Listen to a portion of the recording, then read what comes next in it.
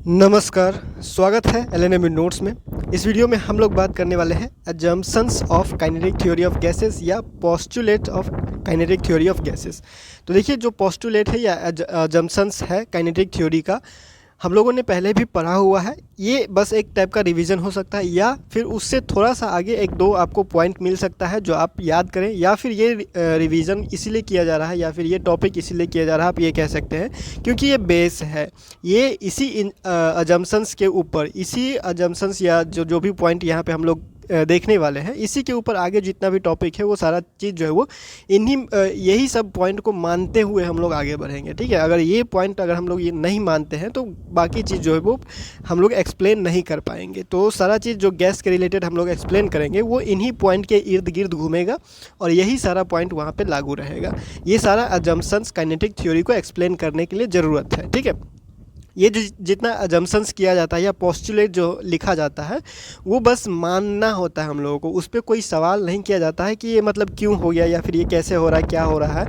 तो उसको पहले आपको मानना पड़ेगा। पहले हम लोग ऐसा मान लेते हैं और तब जाके रिजल्ट देखते हैं, तो वो रिजल्ट सही आता है तो हमारा जो मानना रहता है वो सही होता है। अगर हम लोग जो माने हुए हैं, मानने के मतलब मान लीजिए कि कुछ भी चीज़ x इक्वल टू, जैसे हम लोग मानते हैं जो कोई भी मैथमेटिकल प्रॉब्लम करते हैं तो कुछ भी चीज़ को हम लोग जो है वो अज्यूम कर लेते हैं। अज्यूम करने के बाद हमारा आंसर अगर सही आता है तो वो अजम्पशन सही रहता है, नहीं तो हम लोगों का अजम्पशन फिर चेंज करना पड़ता है। ठीक है, तो बेस यही है, हम लोग को यही फॉलो करना है, जितना भी पॉइंट है ये सारा चीज़। तो इसमें ज़्यादा कुछ है नहीं, हम लोग एक एक करके पॉइंट रीड करते हैं। ये PDF तो आपको 1 या 2 दिन बाद जो है वो आपको इंस्टाग्राम पे टेलीग्राम पे जो प्रोवाइड करवा ही दिया जाता है। टेलीग्राम ग्रुप का लिंक नीचे दिया डिस्क्रिप्शन में मिल जाएगा आपको, वहाँ पे जाके आप ज्वाइन कर सकते हैं।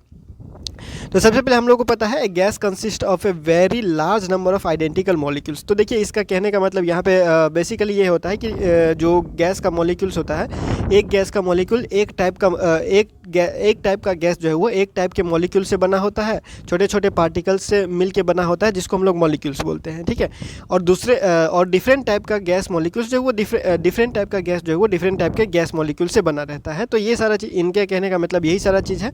और large number of identical molecules कहने का मतलब है लार्ज नंबर, मतलब कितना लार्ज नंबर, तो order of 10 to the power 23, मतलब कि एवोगाड्रो नंबर जो होता है, जो हम लोगों ने केमिस्ट्री में पढ़ा हुआ है, एवोगाड्रो नंबर, उस एवोगाड्रो नंबर के हिसाब से ही हम लोग जो है वो लार्ज, वेरी लार्ज कहना या फिर लार्ज कहना जो हम लोगों का है इस पॉइंट पे, वो एवोगाड्रो नंबर के मुताबिक रहेगा। ठीक है, उतना लार्ज। ठीक है, अगर अंदाज़ा लेना है तो each molecules are spherical in shape, spherical होता है, हार्ड होता है और सेम साइज पजेस करता है। सेम साइज का होता है जो जितने भी मॉलिक्यूल्स है, एक टाइप के बात किया जा रहा है, एक टाइप का जितना भी मॉलिक्यूल्स होता है सब स्फेरिकल होता है। शेप में उसका शेप जो होता है, आकार जो होता है वो स्फेरिकल होता है, हार्ड होता है और उसका साइज डायमीटर जो साइज जो है वो उसका बराबर होता है डायमीटर में। Different gases possess different identical molecules. तो यही चीज़ कहा जा रहा है, डिफरेंट गैसेज के पास डिफरेंट टाइप का मॉलिक्यूल्स होता है, वो उसी से बना होता है, मतलब छोटे छोटे पार्टिकल से मिलके बना होता है, जिसको हम लोग मॉलिक्यूल्स भी कहते हैं। ठीक है, जिस टाइम में ये थ्योरी डेवलप हो रहा था उस टाइम में मॉलिक्यूल्स का कंसेप्ट था नहीं एक्चुअली में। ठीक है, मतलब अगर आप जिस ये 1890s के आसपास, 19th सेंचुरी के आसपास जो है वो डेवलप होना शुरू हुआ था काइनेटिक थ्योरी ऑफ गैसेस, तो उस टाइम में मॉलिक्यूल्स का कॉन्सेप्ट आया नहीं था इतना जितना उस टाइम में ये डेवलप हो रहा था। तो उस टाइम में पार्टिकल्स का कॉन्सेप्ट चल रहा था, तो पार्टिकल के हिसाब से डेवलप हुआ था। लेकिन धीरे धीरे हम लोगों ने क्या किया कि जो छोटे छोटे पार्टिकल से बना हुआ है उसको हम लोगों ने मॉलिक्यूल्स कहा। उसके बाद हम लोग जो है वो मॉलिक्यूल्स पे आ गए और हमेशा जो भी पॉइंट जिस भी पॉइंट पे बात कर रहे होंगे वो मॉलिक्यूल्स के ऊपर बेस हो गया। ठीक है, तो अगर आप लोग हिस्ट्री थोड़ा सा उठा के देखें, हिस्ट्री कौन सा कि ये मॉलिक्यूल्स का कॉन्सेप्ट कब आया था, फिर पार्टिकल का कॉन्सेप्ट कब आया, उसके बाद काइनेटिक थ्योरी डेवलप होना कब स्टार्ट किया, तो ये सारा चीज़ जो है वो थोड़ा थोड़ा क्लियर होना स्टार्ट हो जाएगा। अगर दूसरा पॉइंट हम लोग देखें, दूसरा अजम्पशंस के बारे में बात करें, देखिए कुछ बुक में आपको 5 या 6 अजम्पशन दिखाई देगा, कुछ में 7 या 8 दिखाई देगा। जो जितना भी आपको अजम्पशन दिखाई देगा वो कुछ बुक में क्या होता है, एक ही अजम्पशन में 2-3 पॉइंट जो है वो इंक्लूड कर देते हैं, तो उनका जो अजम्पशंस का नंबर ऑफ काउंटिंग जो होता है वो क्या हो जाता है, कम हो जाता है। लेकिन कुछ कुछ बुक जो है वो छोटा छोटा पॉइंट को अलग अलग कर देते हैं, तो उसका काउंटिंग जो है वो ज़्यादा हो जाता है।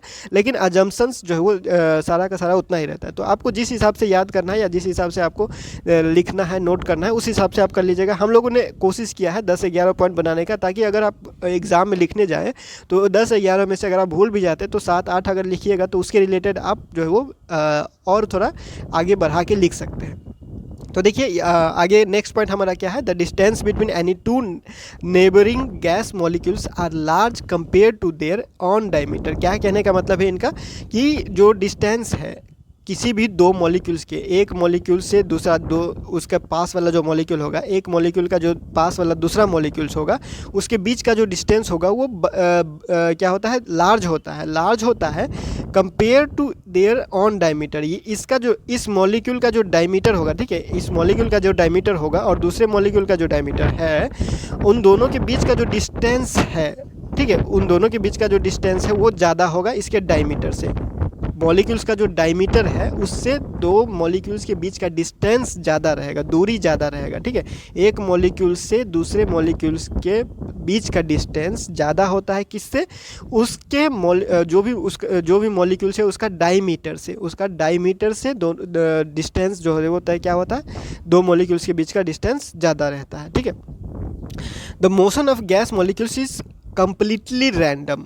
हम लोगों ने पिछले इंट्रोडक्शन में भी यही कहा था कि जो गैस का मॉलिक्यूल्स होता है उसका जो मोशन होता है वो कम्प्लीटली रैंडम होता है, कोई प्रीफर्ड डायरेक्शन नहीं होता, मतलब कोई एक दिशा नहीं होता है कि कोई इसी डायरेक्शन में जा रहा है। जैसे कि आपको यहाँ पे दिख रहा है इस फिगर में, ये फिगर इसी चीज़ के लिए बनाया गया है कि देखिए गैस का जो मॉलिक्यूल्स है, मानिए किसी कंटेनर में ये गैस रखा हुआ है और ये सारा गैस का मॉलिक्यूल्स है, तो ये गैस का मॉलिक्यूल्स जो है वो कोई भी डायरेक्शन में क्या कर सकता है, मोशन कर सकता है। अब ऐसा नहीं है कोई राइट में ही जाएगा, कोई लेफ्ट में ही जाएगा, कोई ईस्ट में जाएगा, कोई वेस्ट में जाएगा, ऐसा फिक्स्ड जो है वो इनका डायरेक्शन नहीं होता है।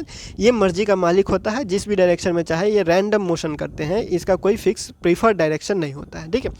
तो ये हो गया हमारा। इसमें हम लोग ये चीज़ ऐड कर सकते हैं कि molecules of an ideal gas can move in all possible direction, किसी भी पॉसिबल डायरेक्शन में ये मूव कर सकता है और किसी भी पॉसिबल कहीं भी ये हो सकता है। अब ऐसा नहीं है, ठीक है, कोई भी पोजीशन, कोई भी लोकेशन पे हो सकता है, कोई प्रीफर्ड लोकेशन और डायरेक्शन इसका नहीं होता है कि इसी जगह पे आपको ये मॉलिक्यूल्स मिलेंगे या फिर इसी डायरेक्शन में आपको ये मिलेंगे। कहीं भी किसी डायरेक्शन में भी मिल सकता है और कहीं भी मिल सकता है, जिस भी कंटेनर में। अब ऐसा नहीं है कि कहीं भी रख दिया तो कहीं भी कुछ भी हो रहा है, कंटेनर में रखा हुआ गैस, तो उसके लिए हम लोग बात कर रहे हैं। और ये सारा चीज़ आइडियल गैस के ऊपर ही बात किया जा रहा है। रियल गैस के बारे में हम लोग जो है वो बाद में बात करेंगे। रियल गैस जो होता है उसके बारे में हम लोग बाद में डिस्कस करेंगे, क्योंकि हमारा यूनिट जो है वो आइडियल गैस से शुरू होता है और आइडियल गैस के कंप्लीट करने के बाद रियल गैस में जो टॉपिक होगा वो हम लोग टच करेंगे, ठीक है। नेक्स्ट हमारा एजम्पशंस क्या है, in the absence of any external force field the molecules are distributed uniformly in the container. क्या कहने का इनका मतलब है कि किसी भी बाहरी फोर्स के एब्सेंस में, मतलब अगर कोई कंटेनर में गैस रखा हुआ है किसी कंटेनर में और जब तक यहाँ इस पे कोई बाहरी फोर्स या कोई एक्सटर्नल फोर्स नहीं लगाया जा रहा है, तब तक ये गैस क्या है अपने कंटेनर में, जो भी कंटेनर में रखा गया है उसमें यूनिफॉर्मली डिस्ट्रीब्यूटेड है। कहने का मतलब है हर जगह बराबर होगा। हर जगह बराबर कहने का मतलब है हर जगह बराबर डिस्ट्रीब्यूटेड, हर जगह बराबर बांटा हुआ रहेगा इसका मॉलिक्यूल्स। कहने का मतलब है जैसे कि ये कंटेनर है, इस कंटेनर में अगर हम लोग कोई एक हिस्सा उठा ले, ये मान लीजिए ये आधा हिस्सा है, ठीक है, इस हिस्सा में जिस तरह से मॉलिक्यूल्स होगा इस हिस्सा में भी वैसा ही होगा। अब ऐसा नहीं है कि ये अलग हिस्सा है तो अलग तरह से होगा, ये अलग तरह से इस हिस्सा में होगा। मतलब कि एक कंटेनर में जब तक हम लोग बाहरी कोई फोर्स नहीं लगा रहे हैं तब तक उसमें जो मॉलिक्यूल्स का डिस्ट्रीब्यूशन है, मॉलिक्यूल जो बांटा गया है उधर, वो यूनिफॉर्म है, ठीक है, डेफिनेट है या फिर कांस्टेंट है या फिर रेगुलर है। जिस तरह से आप समझना चाहें उस तरह से आप जो है वो समझ सकते हैं, ठीक है। तो आगे बढ़ते हैं हम लोग का। ये सिंपल पॉइंट है, इसमें ज़्यादा कुछ है नहीं, बस आपको अजम्पशंस याद रखना है ताकि आगे हम लोग जो टॉपिक करें उसमें आपको क्लियर रहे कि हम लोग क्या अजम्पशंस किए थे, क्या हम लोगों ने माना हुआ था और क्या हम लोग अप्लाई कर रहे हैं। तब जाके हमारा जो भी इक्वेशन वगैरह निकलेगा या फिर टॉपिक का डिराइवेशन किया जाएगा तो उसमें फिर अजम्पशंस का बात आएगा। तो ये सारा चीज़ उसके लिए किया जा रहा है, ठीक है।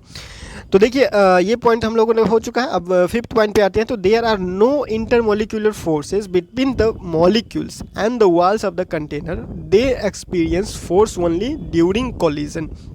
इसका मतलब क्या है, गैस के कंटेनर के अंदर जो मॉलिक्यूल्स रखा गया है वो मॉलिक्यूल्स सवाल के साथ ना तो वो क्या करता है, कोई फोर्स एक्सर्ट करता है, वो सिर्फ और सिर्फ एक फोर्स एक्सपीरियंस करता है कब, जब वो टकराता है। ठीक है, जब वो क्या करता है, टकराता है। जब टकराएगा तभी जो है वो फोर्स एक्सपीरियंस होगा, वरना कोई भी सिचुएशन में intermolecular force between the molecules के वाल के साथ कोई फोर्स रहेगा, सिर्फ फोर्स एक्सपीरियंस करेगा कब, जब मॉलिक्यूल्स टकराएगा। ठीक है, जब टकराएगा तभी फोर्स एक्सपीरियंस होगा। The molecules of an ideal gas possess only kinetic energy, इसीलिए हम लोग यहाँ से एक रिजल्ट भी बोल सकते हैं कि जो मॉलिक्यूल्स आइडियल गैस का मॉलिक्यूल्स होता है वो सिर्फ और सिर्फ पोजेस करता है क्या, काइनेटिक एनर्जी, सिर्फ और सिर्फ काइनेटिक एनर्जी पोजेस करता है।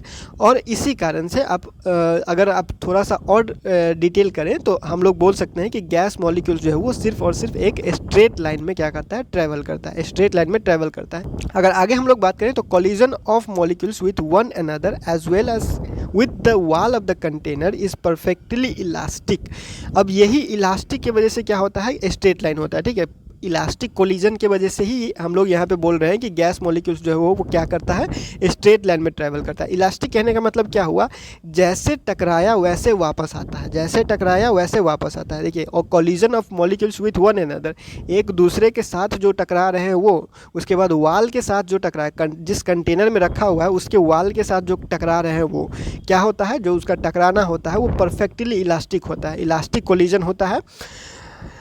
और walls of the container is smooth. हाँ, और ये चीज़ भी नोट करने वाला बात है कि कंटेनर का जो वाल है वो स्मूथ होना चाहिए, कोई रफ़ सरफेस नहीं होना चाहिए, क्योंकि रफ़ सरफेस होगा तो हो सकता है कि यहाँ से जो टकराने के बाद वापस आ रहा है वो सिचुएशन अलग हो जाए यहाँ से, क्योंकि अगर ऐसा कुछ है कंटेनर, तो देखिए यहाँ से जो टकरा के वापस आने वाला है, यहाँ से जो टकरा के वापस आने वाला है, यहाँ मतलब कि सरफेस में कुछ रफ़ सरफेस है। ठीक है, प्लेन सरफेस नहीं है, स्मूथ सरफेस नहीं है, तो उस केस में जो हो सकता है कि हम लोगों का जो अजम्पशन है वो थोड़ा सा अलग हो जाए। ठीक है, तो इस बात को भी आपको ध्यान में रखना पड़ेगा कि जो इलास्टिक कोलिजन होता है कब होता है, तो उसके लिए कंडीशन भी दिमाग में रखना है कि कंटेनर का जो वाल है वो क्या होना चाहिए, स्मूथ होना चाहिए। अब इसका मतलब देखिए, इलास्टिक परफेक्टली इलास्टिक कोलिजन का मतलब हम लोग ये भी बोल सकते हैं कि kinetic energy and momentum in the such collision is conserve. अब इस केस में हम लोग बोल सकते, इस केस में भी इस कोलिजन, ऐसा टाइप का कोलिजन में हम लोग बोल सकते हैं ये भी कि जो काइनेटिक एनर्जी होता है और मोमेंटम होता है ऐसे कोलिजन में वो क्या रहता है, कंजर्व रहता है। तो हम लोग ये भी बोल सकते हैं कि यहाँ पे जो आइडियल गैस का हमारे पास मोशन हो रहा है या कोलिजन हो रहा है वो परफेक्टली इलास्टिक तो है ही, और इसमें काइनेटिक एनर्जी भी रहता है, सिर्फ और सिर्फ एनर्जी, काइनेटिक एनर्जी पोजेस करता है, और वो काइनेटिक एनर्जी और मोमेंटम भी क्या हो जाता है, इसका कंजर्व रहता है, चेंज वेंज वगैरह नहीं होता है। ठीक है, मतलब कि ख़त्म नहीं होता है। आप लोग कंजर्वेशन का मतलब तो समझ ही रहे होंगे। ठीक है, अब हम लोग आगे अगर बढ़े तो ये हमारे पास 7वां पॉइंट आ जाता है, the molecules of a gas behaves as rigid perfectly elastic hard sphere. तो ये चीज़ तो कह ही दिया गया था, molecules of the gas behaves as rigid, जो ठोस तरह का, जो रिजिड मतलब कि क्या होता है, उसका कॉन्स्टिट्यूएंट पार्टिकल जो होता है वो फिक्स होता है। रिजिड कहने का मतलब है कॉन्स्टिट्यूएंट पार्टिकल जिससे बना होता है वो फिक्स होता है, परफेक्टली इलास्टिक होता है, वो तो कह ही दिया गया। हार्ड सरफेस स्फीयर से होता है, शेप हमारा क्या था, स्फीयर था, और हार्ड था, ये हम लोगों ने पहले अजम्पशंस में ही देख लिया था। ठीक है, वही चीज़ किया गया है। अगर आप इसको स्किप करना चाहें तो इसको स्किप भी कर सकते हैं, इसको उसी में जाके इंक्लूड कर सकते हैं, पहले पॉइंट के बाद ही आप इसको लिख सकते हैं, इससे कोई दिक्कत नहीं है। The time spent during collision is negligible compare to the time interval between successive collision. अब इसका मतलब क्या है, इसको भी ध्यान में रखना है कि एक मान लीजिए पहली बार दो मॉलिक्यूल्स पहली बार टकराया, तो टकराने में कुछ समय लगा। ठीक है, टकराने में कुछ समय लगा, तो फिर दोबारा टकराएगा, मान लीजिए फिर दोबारा एक कोलिजन होगा, ये फर्स्ट कोलिजन हो गया, फिर सेकेंड कोलिजन, मान लीजिए सेकेंड कोलिजन हो रहा है, दोबारा टकरा रहा है, तो फर्स्ट कोलिजन में टकराने में जो समय लगा, और फिर पहला से दूसरा जो कोलिजन हुआ उसमें जो समय लगा, वो समय ये जो कोलिजन मॉलिक्यूल्स के कोलिजन में जो समय लगा वो समय कम होगा जब दूसरा कोलिजन होने लगा। समझ रहे हैं? देखिए, क्या बोल रहा है, spent during time spent during collision is negligible compare to the time interval between successive collision. एक कोलिजन के बाद, एक टकराने के बाद दूसरा टकराना जो हुआ तो उसमें कुछ समय लगा, ठीक है, वो समय थोड़ा ज़्यादा है किसके कंपेयर में, जो मॉलिक्यूल्स टकराने के लिए समय लगा।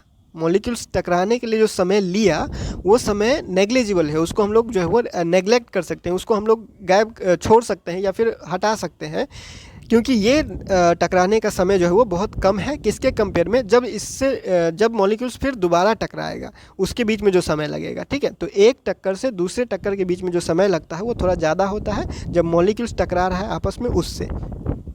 All molecules do not move with same speed. Speed of motion of molecules varies from 0 to infinity. अब ये तो सिंपल सा है, सिंपल से लिखा हुआ है कि मॉलिक्यूल्स जो है वो, गैस का जो मॉलिक्यूल्स होता है वो एक ही स्पीड से मूव नहीं करता है, मतलब एक ही स्पीड से ट्रैवल नहीं कर रहा है। कोई जितना भी मॉलिक्यूल्स है वो सबका एक ही स्पीड नहीं है, एक ही स्पीड नहीं है कि वो लोग का जो स्पीड होगा वो जीरो से लेके इन्फिनिटी तक वेरी कर सकता है, बदल सकता है, ठीक है। एक ही स्पीड से सारा मॉलिक्यूल्स जो है वो ट्रैवल नहीं करता, इसके कहने का मतलब वही है। The effect of gravity on the motion of gas molecules is negligible. अब जो गैस मॉलिक्यूल्स के ऊपर जो ग्रेविटी का इफेक्ट होता है वो नेग्लिजिबल होता है, मतलब उसको हम लोग क्या कर सकते हैं, हटा सकते हैं, छोड़ सकते हैं, उसको हम लोग जो है वो नज़रअंदाज कर सकते हैं, उसको अनदेखा कर सकते हैं। अब ये अनदेखा कर कैसे सकते हैं, तो ग्रेविटेशनल फोर्स का मैग्नीट्यूड होता है 10 टू द पावर -43 न्यूटन के करीब, और मोलिकुलर फोर्स का जो मैग्नीट्यूड होता है वो होता है 10 टू द पावर -19 न्यूटन के करीब। तो ये कम है, देखिए इसके कंपेयर में मोलिकुलर फोर्स का जो मैग्नीट्यूड है उसके कंपेयर में ग्रेविटेशनल फोर्स का मैग्नीट्यूड कम है, बहुत कम है, इसीलिए इसको हम लोग क्या करते हैं, नेगलेक्ट कर देते हैं। तो the effect of gravity on the motion of gas molecules is negligible, नज़रअंदाज कर देते हैं हम लोग, इसको साइड में रख देते हैं, इसको कोई जो है वो अकाउंट में लाने की कोई ज़रूरत नहीं होता है, क्योंकि वो जो बहुत कम है, मॉलिक्यूलर फोर्स का जो मैग्नीट्यूड है उससे बहुत कम है ग्रेविटेशनल फोर्स का मैग्नीट्यूड। आगे हमारे पास है डेंसिटी ऑफ गैस। डेंसिटी मतलब क्या होता है, मास पर यूनिट वॉल्यूम। तो डेंसिटी ऑफ गैस में यानी कि मॉलिक्यूल्स पर यूनिट वॉल्यूम जो होता है remains constant, it do not alter due to collision. मतलब कि एक कंटेनर में अगर गैस का जो मॉलिक्यूल्स है अगर वो कोलिजन भी कर रहा है, टकरा भी रहा है, तो उसका जो डेंसिटी है वो कांस्टेंट रहता है। मॉलिक्यूल्स पर यूनिट वॉल्यूम, एक यूनिट वॉल्यूम में, मतलब कोई एक यूनिट हम लोग वॉल्यूम ले ले तो उस जगह पे टकराने के बाद भी क्या होता है, डेंसिटी जो है वो वही रहता है, चेंज नहीं होता है, ठीक है। टकराने के बाद भी मॉलिक्यूल्स का density, molecules per unit volume जो है वो सेम ही रहता है, डेंसिटी ऑफ ए गैस जो है वो सेम ही रहता है, चेंज नहीं होता है टकराने के बाद, ठीक है।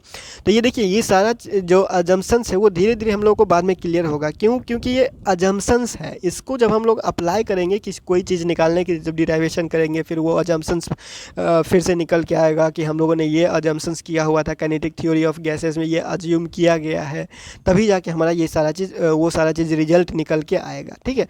तो अजम्पशंस या पोस्टुलेट्स पे बस हम लोगों को मानना रहता है, अगर वो मानना हम लोगों का रिजल्ट सही देता है तो ये हम लोगों का जो है वो मान्यता सही है, अगर नहीं देता है तो हम लोग उसको चेंज करते हैं। हम लोग बहुत बार फिजिक्स में, मैथमेटिक्स में बहुत बार हम लोग एज्यूम करते हैं, लेट करते हैं, सब कुछ यही ऐसा टाइप से ही चलता है। उसके बाद रिजल्ट सही आता है तो ठीक है, नहीं आता है तो अजम्पशन को चेंज किया जाता है, या फिर जो हम लोगों ने लेट किया रहता है उसको चेंज करते हैं और फिर दूसरा रिजल्ट देखते हैं, ठीक है। तो उस हिसाब से फिर आगे बढ़ेंगे प्रेशर की तरफ, उसके बाद फिर गैस लॉ, फिर जो हमारे पास मैक्सवेल डिस्ट्रीब्यूशन लॉ है वो सारा चीज़ हम लोग देखेंगे। फिलहाल इस वीडियो में इतना ही, मिलते हैं अगले वीडियो में अगले अपडेट के साथ LNME नोट्स के यूट्यूब चैनल पे।